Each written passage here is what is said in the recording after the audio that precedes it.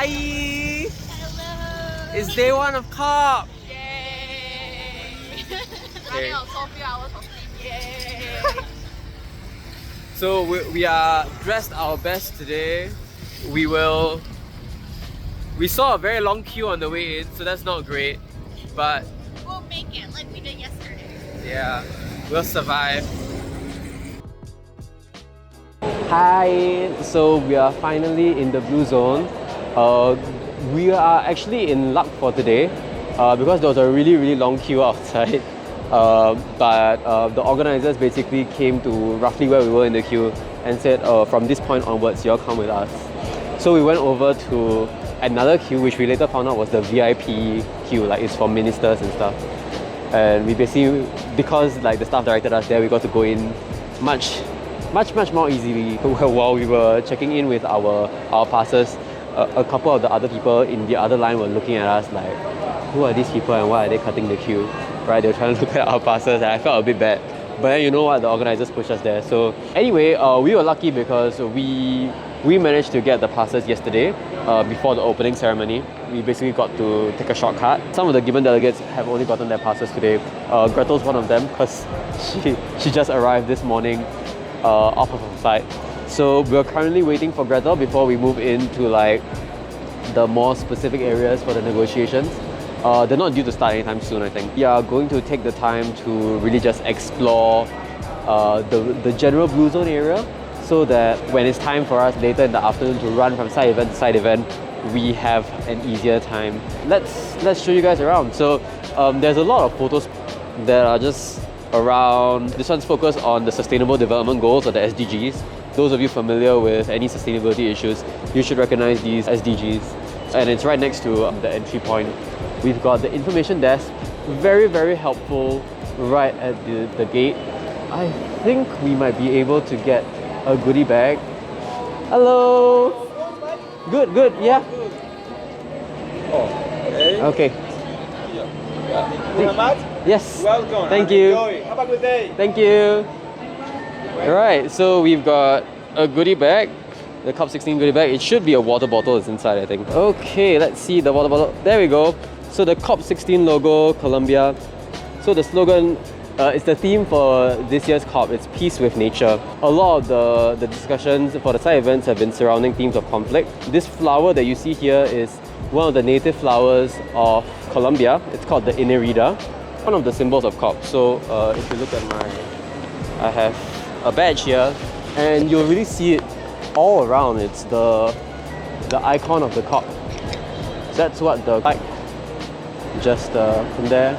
So yeah, this is the map of the blue zone. But we'll slowly explore and like look around, see what else we can find. The bottle's really nice. It's like a good quality aluminum bottle.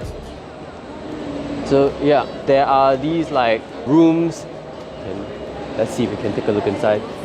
Yeah, they're just like small rooms for discussion. CG should be contact group room.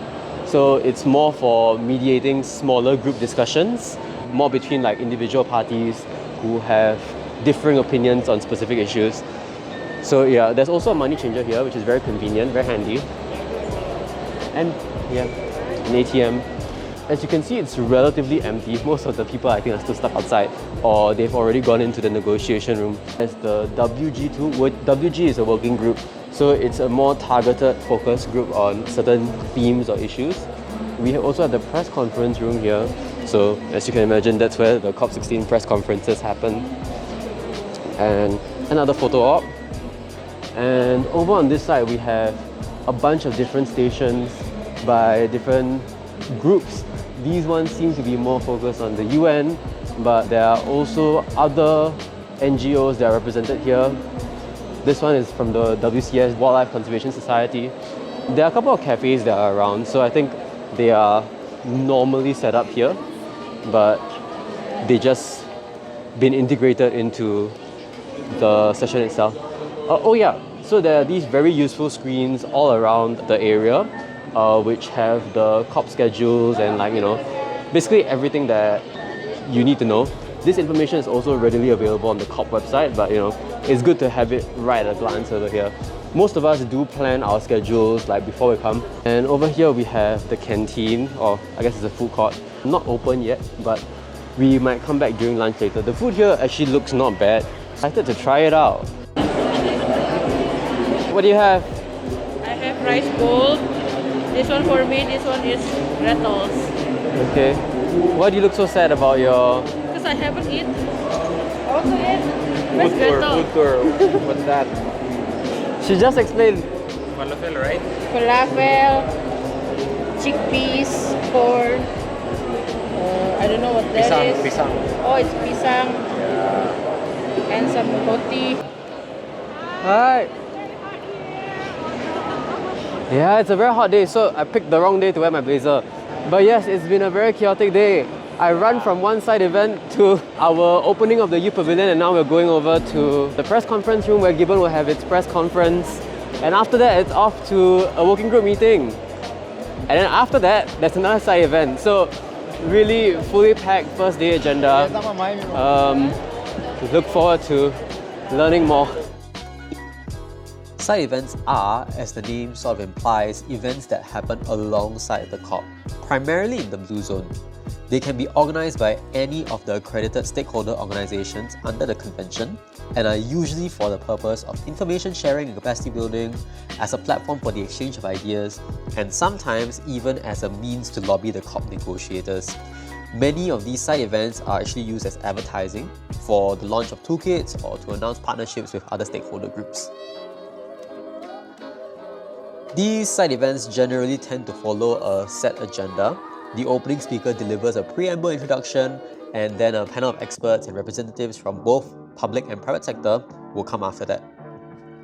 Translation is often provided for non-English events, and side events are also where we get our free food.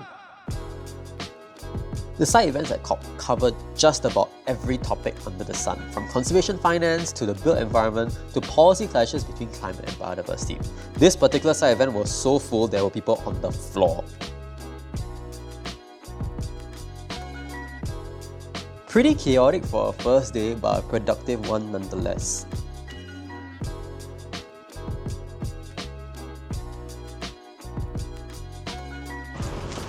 Good morning! Good night.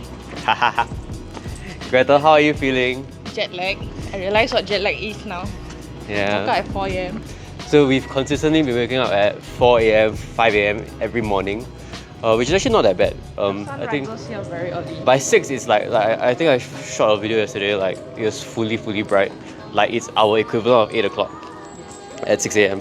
So I think waking up at 5 a.m is not too bad. But yeah, as you can see, it's day 2 and we have completely given up on the formal wear. It only lasted 1 day. Yeah, because like it gets really hot in the afternoon. Yeah. So no point wearing blazer. And also like a lot of the delegates are not really wearing formal. So we realized that, okay, actually this is fine. As long as you got a pass. So yeah. Oh, she's wearing the Gibbon shirt, by the way. Yay! So it's not just a random t-shirt, ah. That would be kind of weird, yes. Random organization t-shirt. Yeah, so the past few days, because we didn't have our passes then, we've been Ubering up to the venue, which is about a half an hour drive away. But of course, if we Uber every single day, I don't have funds for that. yeah. Even though Uber generally is, I think, not too bad in terms of price, yeah. Every single day, By taking public transport. look at our international coordinator talking about carbon. So, we've been taking the shuttle bus back, and it's actually quite okay. It's like a couple of routes that go all across the city, so no matter where you stay, you kind of have like a... Somewhere to drop you. Yeah, and it's like kind of like walking distance. It's about 15 minutes.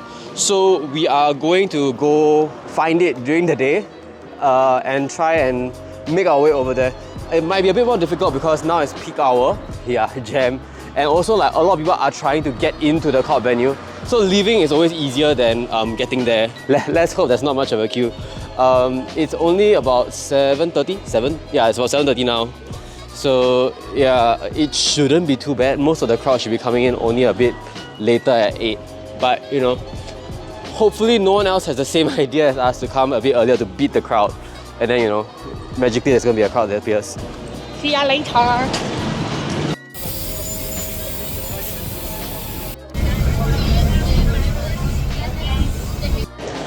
Okay, so we are now headed over to the multi-stakeholder pavilion. That's why it's called. Hi, Aurora. So yeah, we're heading over to the multi-stakeholder pavilion where we will have the unveiling of the Youth Day.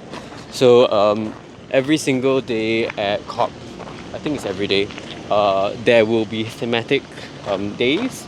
So for example, there will be a business and biodiversity day, there will be a science and academia day, and so today is the Youth Day. There will be a whole set of events that are happening. So we're here, stakeholder auditorium, that's what it's called. But I think they're still getting set up, so let's take a look.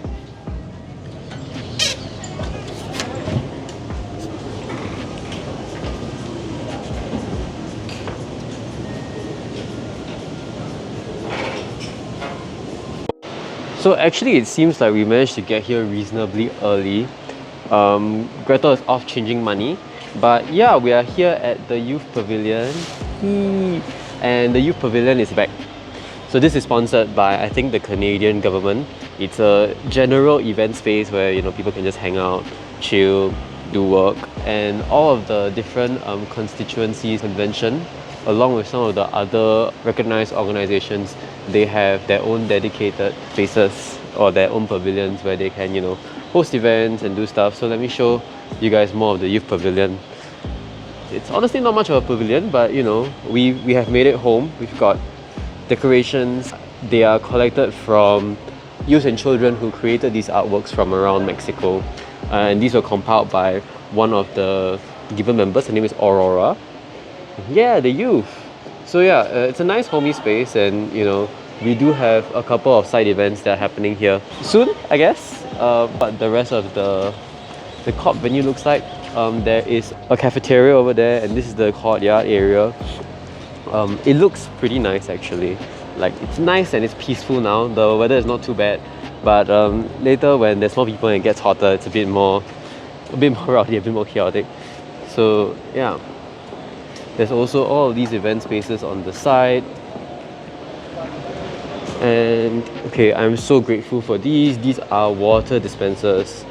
So they are a Jaguar brand, but basically because there's the word agua in it, which is Spanish for water, so that's the pun that they're going with. But yeah, this is what the area outside one of the meeting rooms looks like. So it's just filled with booths. So hey guys, we are currently in the green zone, which is different from the blue zone. The blue zone is where we spent most of our time previously, and it's where you have the negotiations and a lot of the side events that happen there. But it's a restricted area and you need like a pass in order to enter the blue zone. Here in the green zone though, it's public access. There is a security check, but literally anyone and everyone is welcome to enter, and you really do see a lot of people here. It's like a pasar malam. See, like right here is the entrance to the green zone. It's very nice, and like front and center right at the beginning you get to see that very nice, let's go for a closer look. There's a really nice summary of the global biodiversity framework. Yeah, all 23 targets split into the 3 categories. You guys know the drill. And yeah, you can see that, you know, the text that is bolded and made more apparent is the text that's in Spanish. And you can see, like, if you zoom out, you can see that the Spanish text comes first and the English text is, you know, it's not as important. And you can really see how this space is catered to engage the local community, which a lot of them are here for the first time interacting with biodiversity policy. It's not something that a lot of these people are probably used to. And you know, the people who are familiar with these materials are probably just going to be the delegates, right? They are here for COP. But you really get to see that actually these are quite detailed explanations. You know, these are things that we wouldn't normally get to see, and they're really well designed. You even have like an individual target by target breakdown.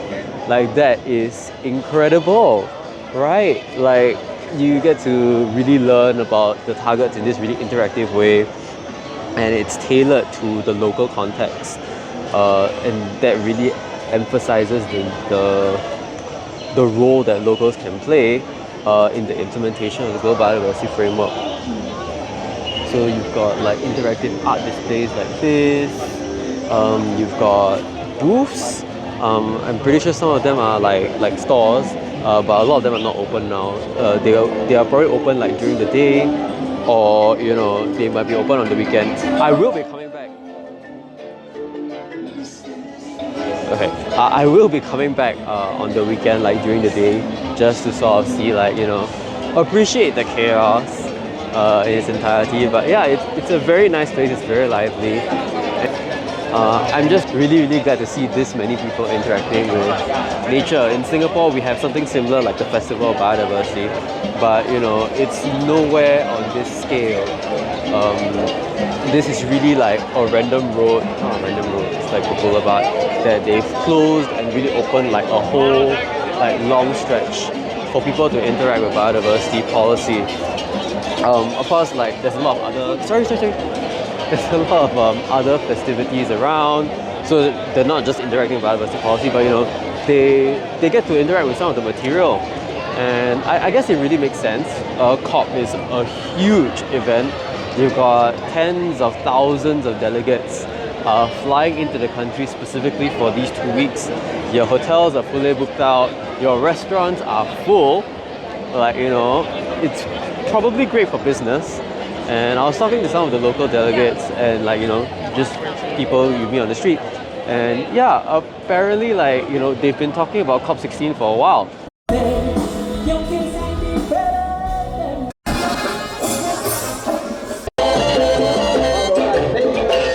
So I don't know what I expected from today, but our concert definitely wasn't on the list. They've been quite lively. It's a really nice change of pace from you know, being in the negotiation room, watching them talk about this policy or that, and you know, running from side event. It's refreshing to go out and be able to see the city in such a vibrant and nice way. I mean, I don't know if the city is normally like this. Maybe it is. But yeah, this is a really nice space. And yeah, got this interactive art. Quite a lot of these like art spaces around. So I don't know, like I guess maybe they managed to get quite a lot of the local artists on board, maybe. Nice place. Oh wow, that is the COP logo. Well, the symbol of the COP at least. It's the Inirida flower. It's an endemic to Colombia, and it can grow just fine in flooded conditions or completely drought conditions. So it's very hardy, it's very adaptable, and I don't remember the exact symbolism, but I think like the individual spikes represent the 23 targets of the global biodiversity framework, and something else. Like there's something else added to this 23. Don't recall offhand, but yeah, everywhere. But yeah, even here there's like, it's a quieter part, but you can still see that there's club around. And so I can only imagine like, okay, this weekend is going to be very lively and very chaotic. So yeah, looking forward to it. Yeah, see you guys then.